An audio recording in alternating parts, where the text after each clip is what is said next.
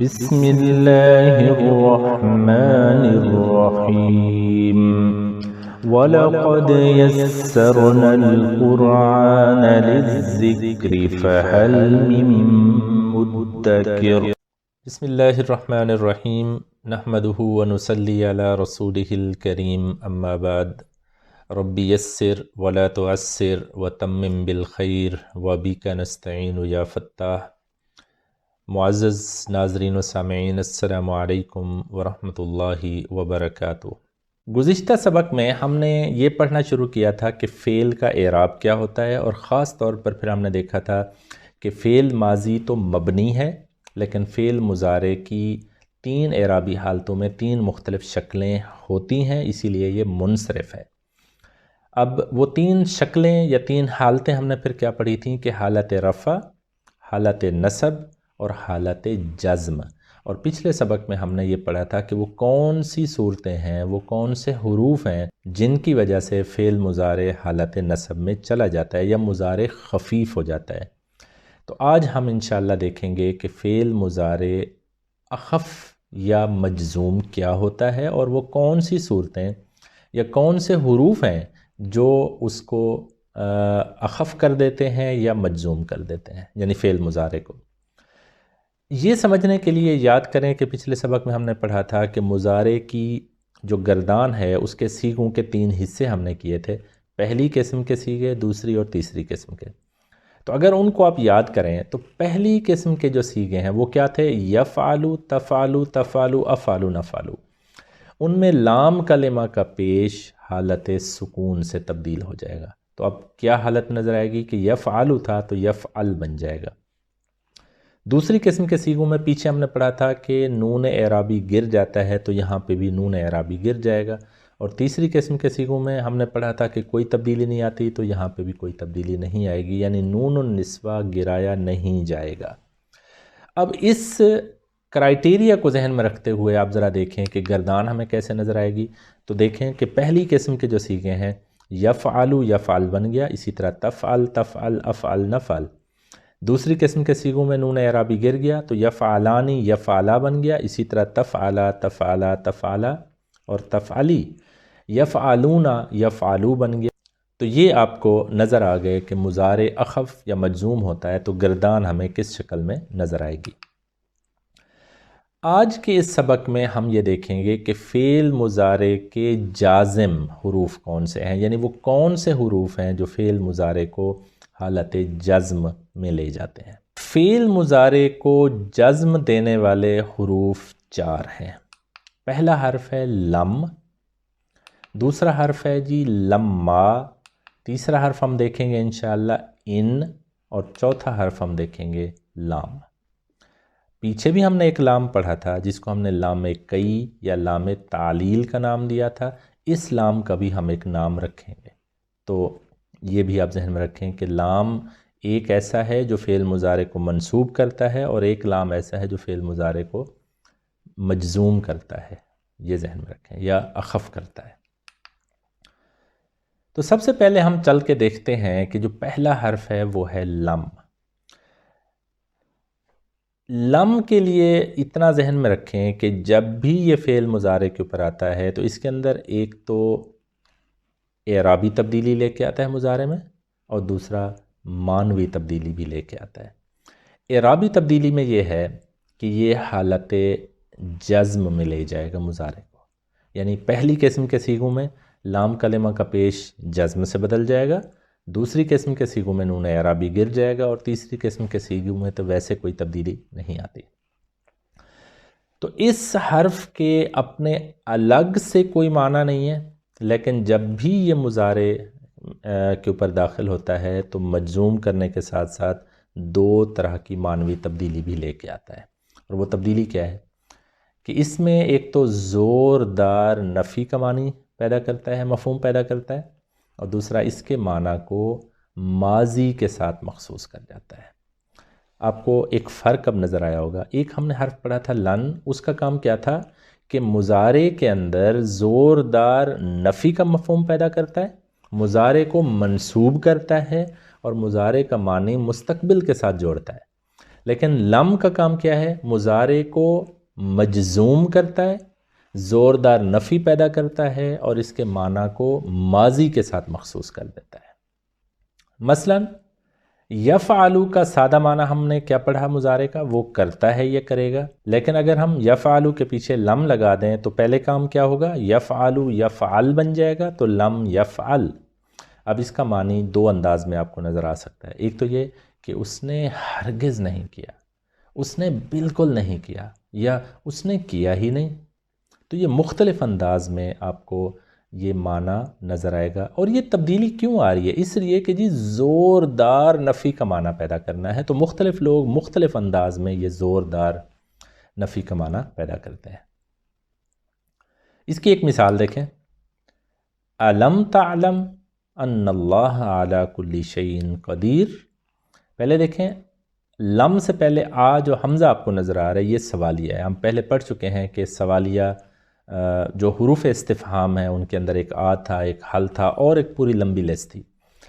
آگے دیکھیں، جو اصل میں مضارع تھا یہاں پہ وہ تھا تعلمو، یعلمو، تعلمو، تعلمو، اعلمو، نعلمو، تو تعلمو یہ واحد مذکر حاضر کا صیغہ تھا۔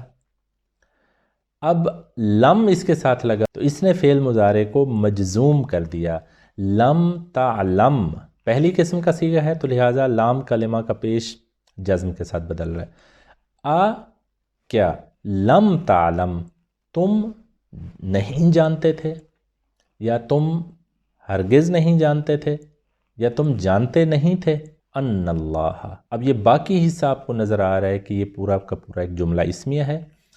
انا یہ حروف مشبہ بالفعل جو ہم نے پڑھے تھے اس کے اندر تھا۔ اس کا کام کیا ہے کہ آگے والے اسم کو حالت نصب میں لے جائے گا۔ ان اللہ، بے شک اللہ تعالی ہے، قدیر قادر، اور درمیان میں آپ کو اعلیٰ کل شیء نظر آ رہا ہے، یہ خبر کے ساتھ متعلق خبر ہے، اعلیٰ کل شیء ہر چیز پر۔ الم تعلم ان اللہ اعلیٰ کل شیء قدیر، کیا تم جانتے نہیں تھے کہ بے شک اللہ ہی ہر چیز پر قادر ہے۔ تو یہ آپ کو ایک جملہ نظر آ گیا کہ جس کے اندر جازم مضارع ایک حرف لم کا استعمال آپ کو نظر آ رہا ہے۔ تو آپ کو ضرور ذہن میں آ رہا ہوگا کہ سورۃ اخلاص کے اندر آپ کو یہ لم کا استعمال دو جگہوں پر نظر آتا ہے، اور وہ کیا ہے؟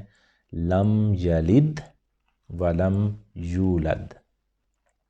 آپ اگر غور کریں، یلد کیا ہے؟ اصل میں یالیدو۔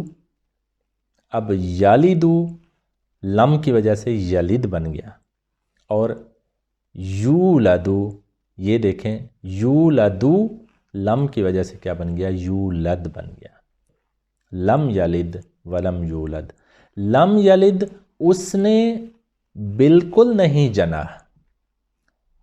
اب ولم یولد وہ بالکل نہیں جنا گیا۔ لیکن دونوں کو آپ دیکھیں اکٹھا کر کے جو کنٹیکسٹ بنا کے جملے کا ترجمہ کیا گیا ہے، اس نے کسی کو جنا اور نہ وہ جنا گیا۔ تو یہ لم آپ کو دیکھیں ماضی کے ساتھ بھی مخصوص کرتا نظر آ رہا ہے مضارع کو، اور دوسرے نمبر پہ زوردار نفی کا معنی بھی پیدا کرتا نظر آ رہا ہے۔ ایک اور مثال دیکھیں، یہ آپ کو ایک شکل نظر آ رہی ہے، الم یجعل کیدہم فی تضلیل، کیا اس نے ان کی تمام تدبیروں کو بیکار اور غیر مؤثر نہیں کر دیا؟ تو یہ زوردار نفی کا مفہوم آپ کو نظر آ رہا ہے۔ اور یجعلو کس شکل میں نظر آ رہا ہے؟ یجعل، اس کی وجہ کیا ہے؟ لم کا استعمال۔ اگلا جو حرف ہے فعل مضارع کو مجزوم کرنے والا وہ ہے لما۔ اس کا معنی ہوتا ہے ابھی تک تو نہیں، یعنی ابھی تک نہیں۔ جیسے مبشر نے ابھی تک نہیں لکھا۔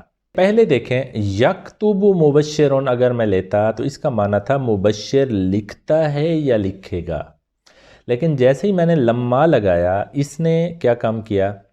یکتبو کو یکتب کر دیا اور ابھی تک نہیں کا معنی بھی ساتھ جوڑ دیا۔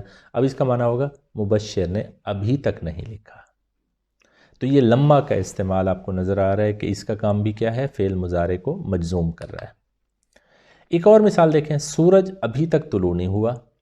اب الشمس کیونکہ مؤنث ہے لہٰذا ہم مؤنث کا صیغہ مضارع والا استعمال کر رہے ہیں. اصل میں تھا تطلع، تطلع اور آگے الشمس. لمحہ لگا تو تطلع تطلع، یعنی عین کے اوپر جزم آ گئی ہے. لیکن آپ کو یاد ہوگا ہم پیچھے پڑھ چکے ہیں کہ جب فعل کا آخری حرف ساکن ہو اور آگے الف لام والا اسم ہو تو ہم اس ساکن حرف کو زیر دے کے آگے جوڑتے ہیں. لما تطلع الشمس، یہ شکل آپ کو نظر آ رہی ہے کہ سورج ابھی تک طلوع نہیں ہوا. اسی طرح سورۃ الحجرات کی ایک آیت کا یہ حصہ آپ کو نظر آ رہا ہوگا، وَلَمَّا يَدْخُلِ الْإِيمَانُ فِي قُلُوبِكُمْ دَخَلَ يَدْخُلُ. اب دیکھیں يَدْخُلُ سے لمحہ لگنے سے يَدْخُل بنا، لیکن آگے الایمان، الایمان آپ کو نظر آ رہا ہے الف لام کے ساتھ، لہٰذا ہم کیا کریں گے، لام ساکن کی بجائے زیر دے کے آگے ملائیں گے. وَلَمَّا يَدْخُلِ الْإِيمَانُ فِي قُلُوبِكُمْ، ایمان اور ایمان ابھی تک تمہارے دلوں میں داخل نہیں ہوا. تیسرا جو حرف تھا فعل مضارع کو جزم دینے والا وہ ہے ان. یہ اگر کے لیے استعمال ہوتا ہے. اچھا، اگر عام طور پر ہم شرطیہ جملے میں استعمال کرتے ہیں تو جہاں بھی آپ کو ان نظر آتا ہے یا اگر، تو یہ ایک حرف شرط ہے، اور جس جملے میں یہ نظر آئے اسے ہم جملہ شرطیہ کہتے ہیں. جملہ شرطیہ کے عام طور پر دو حصے ہوتے ہیں، ایک حصہ شرط اور دوسرا جواب شرط یا جزا. عام طور پر جو شرط والا حصہ ہے وہ ان کے ساتھ استعمال ہوتا ہے اور آگے اس کا جواب شرط یا جزا والا حصہ ہے. لیکن یہاں پہ قاعدہ آپ نے خاص طور پر یاد رکھنا ہے، وہ یہ ہے کہ اگر شرط اور جواب شرط دونوں میں مضارع کا استعمال ہو، ان کہاں ہوگا، شرط والے حصے میں، اس نے تو مضارع کو مجزوم کرنا ہی کرنا ہے، ساتھ ہی جو جواب شرط ہے وہ بھی مضارع مجزوم خود بخود ہو جائے گا یا اخف ہو جائے گا. تو یہ ایک کلیہ آپ نے ضرور یاد رکھنا ہے کہ ان کی وجہ سے تو مضارع مجزوم ہو ہی رہا ہے، لیکن یہ کس حصے میں ان آتا ہے، شرط میں، تو اس کا اثر جواب شرط کے اوپر بھی پڑتا ہے اور وہاں جو مضارع ہے وہ اس کو بھی مجزوم کر دیتا ہے. اس کی ایک مثال دیکھیں، اگر تو بیٹھے گا تو میں بیٹھوں گا.